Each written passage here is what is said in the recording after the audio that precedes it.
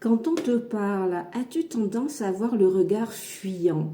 Tu baisses les yeux, tu regardes à droite, à gauche, mais tu ne regardes pas la personne en face. Effectivement, est-ce que tu as du mal à regarder les personnes dans les yeux quand tu leur parles ou même quand ce sont elles qui te parlent? Si tu te reconnais là-dedans, eh bien, c'est qu'il y a de fortes chances effectivement que tu portes une blessure émotionnelle du rejet. Avec cette blessure, effectivement, on ne se sent pas, il peut y avoir l'abandon aussi, l'humiliation, mais on a vraiment un problème de légitimité. On ne se sent pas aimable, il y a un grand manque d'estime de soi.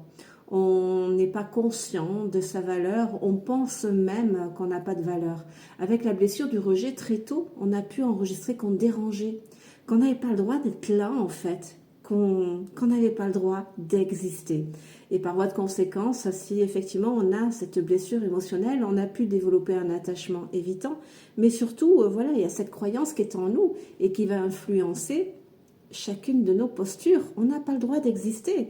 Donc de quel droit je regarderai quelqu'un en face? Tu vois, on a pu ressentir dans l'enfance vraiment de l'hostilité, du rejet à notre égard. Tu vois, donc c'est compliqué, c'est difficile et c'est douloureux de relever la tête et de voir la vie et de vivre la vie. Il y a vraiment un gros problème d'existence. Cette blessure, elle est vraiment reliée à l'être.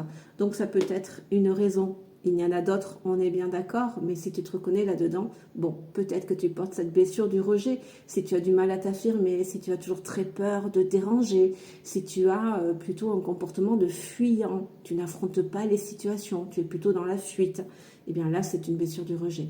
Donc moi, je t'invite vivement, si tu veux travailler à la soigner, eh bien, de ne plus te rejeter, de rendre la légitimité à ton monde intérieur, à ton âme, à ton enfant intérieur. Et quand tu parles ou que quelqu'un te parle, lève la tête, oblige-toi à regarder la personne dans les yeux. Tu vas ressentir dans ton corps que finalement tu y arrives, donc ça va lâcher. Aussi, pratique l'affirmation. Voilà, la fuite est une réponse traumatique à la blessure du rejet. Donc tant que tu fuis, tu incarnes ta blessure, tu vibres ta blessure. Et par voie de conséquence, tu vas continuer de manifester dans ta vie du rejet. Donc non, au contraire, prends ta place, rends-toi cette valeur, rends-toi cette légitimité, affirme-toi, dis ce que tu as sur le cœur. Et puis après, voilà, tu t'en vas. Mais là, on n'est plus dans de la fuite, on est dans de l'alignement, tu vois. Donc là, ce sont quelques clés pour travailler à soigner cette blessure émotionnelle et à te rendre cette légitimité.